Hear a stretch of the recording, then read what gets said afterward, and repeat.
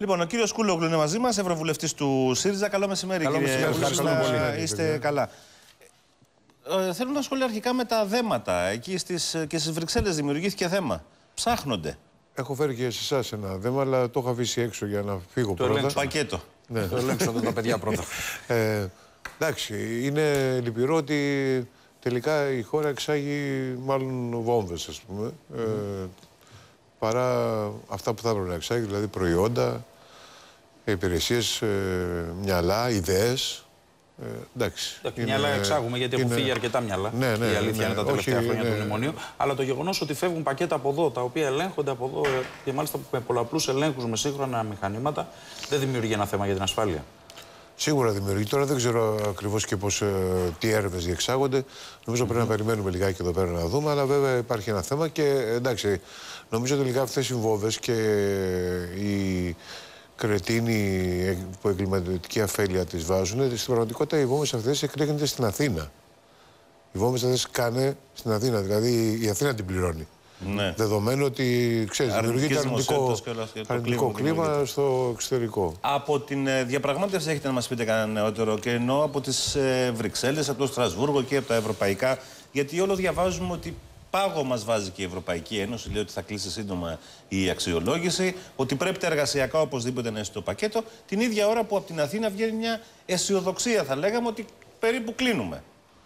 Λοιπόν, η Κομισιόν εξακολουθεί και υποστηρίζει, το είπε προχθές και ο Μοσκοβισή, αλλά νομίζω ότι αυτή τη στιγμή τα πράγματα κινούνται με τη λογική της Γερμανίας, που λέει ότι από τη στιγμή η παιδιά δέχτηκε το Δουνουτού να μπει στο πρόγραμμα, εμείς το θέλουμε το πρόγραμμα, το Βερολίνο δηλαδή το θέλει λόγω των εκλογών που έχουμε, άρα ό,τι πει το Δουνουτού θα κάνει και η ελληνική πλευρά πρέπει να υποχωρήσει. Αυτή είναι γενικά το κλίμα που επικρατεί. Ο συσχετισμός των δυνάμεων δηλαδή δεν είναι θετικός. Αυτό, κύριε Κούλογλου, χρονικά πού μας οδηγεί, διότι η κυβέρνηση έχει χάσει 6 ορόσημα. Δηλαδή, μόνο το Οικονομικό Επιτελείο έβαζε ημερομηνίες ορόσημα και ο Πρωθυπουργός. Έχουμε χάσει 6 μέχρι τώρα. Φαίνεται ότι χάνουμε και την 7η Απριλίου και πάμε για τα μέσα προς τέλος Μαΐου, 22 που είναι το επόμενο Eurogroup. Εντάξει, υπάρχει ένα σοβαρό πρόβλημα. Κάθε φορά έρχεται το Δουνουτού κυρίως τελευταία και όλο θέτει και καινούργια προβλήματα. Γι' αυτό άλλωστε ξέρετε, η πρώτη αξιολόγηση γιατί έχει καθυστερήσει η δεύτερη. Γιατί καθυστέρησε η πρώτη. Πρώτη γιατί δεν καθυστέρησε. Γιατί ήρθαν ξαφνικά και βάλαν θέμα κόφτη. Ναι. Και βάλαν και υπερταμείου κτλ. Καθυστέρησε, αυτό έγινε. Τώρα έρχονται και βάλανε δεύτερο κόφτη, προληπτικό, νομοθέτηση του κόφτη, προληπτικά μέτρα. Δηλαδή βάζουν κάθε φορά καινούργια πράγματα και πηγαίνουν πίσω από τις υποχωρήσεις που κάνουν. Το μάτς, έτσι όπως μας το λέτε, είναι προδιαγραμμένο το αποτέλεσμα. Θεωρώ ότι η γνώμη μου είναι ότι πρέπει να κλείσει. Δηλαδή, από τη στιγμή που η κυβέρνηση έχει αποφασίσει να προχωρήσει σε αυτόν τον δρόμο, να μην παραδώσει την καυτή πατάτα στον επόμενο αφελή που θέλει να την παραλάβει κτλ. Σε αυτή την περίπτωση πρέπει να κλείσει η αξιολόγηση. Δεν βλέπω στο μέλλον να δημιουργούνται προϋποθέσεις καλύτερης διαπραγμάτευσης, ευνοϊκότερων συσχετισμών των δυνάμεων. Όσο καθυστερούμε, δηλαδή, λέτε ότι δυσκολεύει το πράγμα. Ναι, δηλαδή δεν βλέπω. Μέχρι τώρα αναμενόταν ότι αναμέναμε τον Ομπάμα. Ο Ομπάμα έδωσε κάτι, τελείωσε αυτή η ιστορία. Στη συνέχεια αναμενόταν ενδεχομένως ότι οι Ολλανδικές εκλογές αν έβγαινε ο ακροδεξιός, πιστεύω ότι θα τους ταρακονούσε λίγο τους Ευρωπαίους για να κλείσουν. Ναι, αλλά αυτό είναι λίγο. Αυτά δεν έγιναν. Να έχει επενδύσει αριστερή κυβέρνηση, όπως το λέτε, στην εκλογή ακροδεξιού. Όχι, δεν λέω αυτό. Λέω ότι η συνολική άνοδος της ακροδεξιάς στην Ευρώπη. Εγώ προσωπικά ήλπιζα ότι θα συνέντιζε παραπάνω τους Ευρωπαίους ηγέτες, δηλαδή Βερολίνο, και θα έλεγε ας κλείσουμε τώρα ένα θέμα όπως το ελληνικό που είναι μικρό. Ούτε αυτό έγινε. Άρα στο μέλλον δεν βλέπω να δημιουργούνται καλύτερες, ευνοϊκότερες προϋποθέσεις. Ότι εφόσον η κυβέρνηση έχει αποφασίσει να ακολουθήσει αυτό το δρόμο, θα πρέπει να κλείσει η αξιολόγηση. Ναι. Μήπως θα έπρεπε να γίνουν και δεύτερες σκέψεις εκλογών? Κοιτάξτε τώρα, θα ήταν μια λύση. Νομίζω ότι τις εκλογές στην πραγματικότητα δεν τις θέλει κανένας, και πέρα από ότι τις θέλει και ο κ. Μητσοτάκης. Δηλαδή, αν ο κ. Μητσοτάκης ξέρετε ότι το λέει αυτό για να συσπυρώσει το κόμμα, το λέει στην πραγματικότητα κανείς αυτή τη στιγμή δεν θέλει. Και πλέον έφαγε και πόρτα μεγάλη στο Βερολίνο. Όταν πήγε να πει κάτι τέτοιο, του είπανε τώρα τι είναι αυτά που μας λες. Ήταν ψυχρολουσία η παρουσίαση του προγράμματος της Νέας Δημοκρατίας στον κύριο Σόιμπλε και την κυρία Μέρκελ. Το γράφουν άλλωστε και το παραδέχονται και οι φιλικές με την αντιπολίτευση εφημερίδες. Άρα το πικρό ποτήρι που θα πιούμε εμείς πρέπει να το πιει ο ΣΥΡΙΖΑ βασικά. Το πικρό ποτήρι της διαπραγμάτευσης και των μέτρων. Από τη στιγμή που διάλεξε να το πιει το ΣΥΡΙΖΑ, θα το πιει ο ΣΥΡΙΖΑ. Ναι. Εννοείται. Αλλά βέβαια, γιατί, κοιτάξτε να δείτε, στην πραγματικότητα τώρα να είμαστε καθαροί, και εγώ ξέρετε τα λέω τα πράγματα. Αυτή τη στιγμή υπάρχει ένας εγκλωβισμός, όχι μόνο της κυβέρνησης, της χώρας εγκλωβισμός. Δηλαδή, ό,τι κίνηση να κάνει η χώρα αυτή τη στιγμή είναι σε. Με πιανού ευθύνη όμως. Όλο του πολιτικού συστήματος και έτσι όπως έχουμε πάει εκεί, εδώ και πέρα. Του μεγάλου χρέους. Όλων των παραγόντων. Φυσικά. Συμπεριλαμβανομένων όλων των παραγόντων που έχουν χειριστεί αυτή τη στιγμή το θέμα.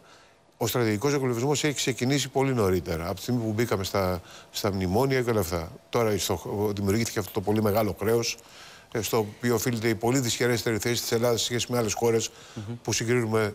Οι συγκρίσεις δεν γίνονται, όπως η Πορτογαλία, έχει πολύ μικρότερο χρέος. Λοιπόν, έχουμε φτάσει τώρα σε μια κατάσταση. Εάν η χώρα ή πρέπει να ακολουθήσει αυτόν τον δρόμο που είναι εγκλωβισμένη, ή να φύγει από το ευρώ που είναι χειρότερα τα πράγματα. Αυτή είναι η ιστορία. Είσαι λίγο πολύ μάτι.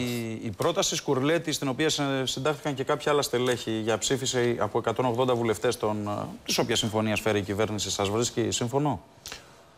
Καλή. Δηλαδή, εμένα με βρίσκει σύμφωνο η προσπάθεια δημιουργίας διακομματικών συνενέσεων. Γιατί διαφορετικά η χώρα δεν προχωράει. Δηλαδή, με την εκάστοτε αντιπολίτευση να είναι στα κάγκελα, να ζητάει εκλογές. Όπως ήταν και ο ΣΥΡΙΖΑ όμως. Όπως ήταν και ο ΣΥΡΙΖΑ. Το έχουμε πει αυτό εμείς. Το έχουμε ξαναπεί, βεβαίως. Και σας έδωσα και είδηση, έγινε για μεγάλο θέμα. Λοιπόν, όταν είναι στα κάγκελα συνέχεια, δεν κυβερνάται μια χώρα σε τόσο πολύ μεγάλη κρίση. Πάει και τελείωσε. Λοιπόν, ή θα υπάρξουν συνενέσεις ή δεν θα υπάρξουν. Εδώ βλέπω τώρα τον κύριο Μητσοτάκη και λέει ότι ψήφισε τώρα την αξιολόγηση, κλείστη τώρα, αλλά εγώ δεν θα τα ψηφίσω τα μέτρα. Κάνει νόημα αυτό, δηλαδή, τότε γιατί λες ότι δεν θα ψηφίσεις τα μέτρα διότι τα θεωρείς λάθος, σωστά? Ωραία, τότε γιατί να δεν κλείσει την αξιολόγηση, γιατί του λες του άλλου ότι κλείσει? Απλά και μόνο για να φορτωθεί την πολιτική ζημιά, το πολιτικό κόστος από τα μέτρα αυτά τα οποία είναι πάλι. Απ' την άλλη, εγώ το ακούω αυτό που λέτε. Ναι. Απ' την άλλη όμως έχουμε λίγο τρελαθεί λίγο και με τα αντίμετρα. Λέει, θα σας πάρω 1 ευρώ, θα σας δώσω 1 ευρώ. Και θέλω να ελαφρύνουμε αυτούς που θα επιβαρύνουμε. Γιατί να τους επιβαρύνουμε αυτό, να τους ελαφρύνουμε? Βγάζει νόημα αυτό? Όχι, το νόημα που βγάζει είναι ότι αυτή τη στιγμή το Διεθνές Νομισματικό Ταμείο επιβάλλει στην πραγματικότητα με το συσχετισμό το δυνάμει και δεδομένου ότι δεν μπορείς να κάνεις κάτι άλλο, επιβάλλει ό,τι θέλει. Μάλιστα. Τότε γιατί να πάρουμε τα μέτρα? Αυτό είναι το θέμα. Άμα είναι να πάρουμε 1 ευρώ να δίνουμε, 1 ευρώ να παίρνουμε, γιατί να τα πάρουμε τα μέτρα? Να μην τα πάρουμε. Αφού θα είναι ίσα βάρκα ίσα πανιά. Λοιπόν, γιατί λέει, το Δούνου του έχει μια ορισμένη ιδέα στο μυαλό του. Και η ιδέα είναι αυτή ότι όλα πρέπει να γίνουν νεοφιλελεύθερα. Όλα πρέπει να γίνουν. Τι λέει λοιπόν? Λέει ότι υπάρχει μια μεγάλη κατηγορία Ελλήνων, παραδείγματος χάρη, που δεν πληρώνει φόρους καθόλου. Λόγω του φορολόγητου. Αυτό δεν είναι σωστό κτλ. Πρέπει να το κόψουμε. Okay. Και εκεί δεν παίρνει υπόψη ότι αν κόψει το αφορολόγητο σε έναν άνθρωπο που παίρνει 500-600 ευρώ το μήνα, θα πρέπει να πληρώσει ένα. Αυτή είναι η δουλειά της κυβέρνησης, να πείσει το Διεθνές Νομισματικό Ταμείο ότι αυτό είναι λάθος. Και η μόνη. Όχι, δεν πείθεται. Μα δεν είναι θέμα πειθούς. Μα δεν είναι θέμα πειθούς. Το μόνο που μπορεί να κάνεις λοιπόν είναι εκεί πέρα να προσπαθήσεις να πεις εντάξει, αυτό αναγκάζομαι να το κάνω, αλλά δώσε μου κάτι άλλο. Και εκεί γίνεται ιστορία, αν θα δοθεί αυτό το κάτι Φαντάζομαι άλλο. ότι ως αντίμετωπο έχει παρουσιαστεί προγράμματα ώστε να προσελκύσουμε τους νέους που έφυγαν έξω, που είναι σε καλύτερη κατάσταση, και να τους ξαναφέρουμε πίσω. Σας ικανοποιεί σαν αντίμετρο αυτό? Ή η μείωση του ΦΠΑ που ακούστηκε, που την έκαψε ο Πρωθυπουργός πριν από λίγο στη Βουλή, λέγοντας ότι δεν θα έχει καμία απόδοση? Άρα δεν μιλάμε περί αντιμέτρων. Λοιπόν, ανάλογα, δεν ξέρω τώρα. Το ΦΠΑ είναι μια μείωση που θα πιάσει και τους φτωχούς και τους πλούσιους. Είπε ο Πρωθυπουργός πριν στη Βουλή ότι δεν έχει ανάγκη. Γι' αυτό δεν θεωρώ ότι ήταν το βασικό να μειωθεί τώρα το ΦΠΑ. Θα βοηθούσε λίγο, αλλά όχι τόσο πολύ. Υπάρχουν άλλα μέτρα τα οποία πρέπει να βοηθήσουν περισσότερο. Ενδεχομένως η προσέλκυση των νέων που φύγαν έξω το θεωρώ παραδείγματος χάρη σημαντικό. Αλλά το Διεθνές Νομισματικό Ταμείο τι θέλει στην πραγματικότητα? Θέλει να καταστρέψει οτιδήποτε. Θέλει να καταστρέψει την εκλογική βάση του ΣΥΡΙΖΑ. Θέλει να καταστρέψει την κοινωνία. Δηλαδή, αυτοί ακόμα που υποστηρίζουν το ΣΥΡΙΖΑ. Δηλαδή, το Δούνου του έχει βάλει συνεδριάζουν. Όχι, θα καταστρέψουν την εκλογική βάση. Όχι. Είναι η λογική τους αυτή. Είναι ιδεολογικό το θέμα. Δηλαδή, αυτοί τι λένε? Σου λένε. Τι προτείνουν αυτοί? Λένε φορολόγησε αυτούς που δεν πληρώνουν καθόλου φόρο Και όταν λες εντάξει, τι ελαφρύνσεις θα κάνουμε, και λέει θα κάνεις ελαφρύνσεις στο φυσικό εισόδημα. Δηλαδή θα ελαφρύνεις τους πλούσιους. Σε βάζει δηλαδή σε μια κατάσταση να χτυπάς την εκλογική σου βάση και να βοηθάς αυτούς που δεν σε ψηφίσουν ποτέ. Αυτή είναι η ιστορία. Δεν λέω ότι κάτι σας έκανα. Ναι. Δεν λέω καμιά συνωμοσία. Ευχαριστούμε κύριε Κούλογλου. Να είστε καλά, θα πάτε να συναντήσετε τον Τσίπρα τώρα, συναντιέστε ή το έχετε κόψει? Μιλάτε. Μιλάμε. Αλλά ο καθένας έχει κάνει και τις δικές του δουλειές, ξέρετε. Δηλαδή, άλλη δουλειά κάνει ο ένας. Ο χρόνος. Με μηνύματα μιλάτε. Άλλη δουλειά κάνει ο άλλος. Με Επειδή έχει τη γιορτή του σήμερα, γι' αυτό λέω. Δεν το ξέρω. Όχι, δεν το ξέρω. Είδατε να το, γι' αυτό έρχεστε εδώ να ενημερώσετε. Φοντανάκι. Φοντάν. Δεν στέλνουμε πακέτα, έτσι. Να είστε καλά, κύριε Κούλογλου. Ευχαριστούμε πάρα πολύ.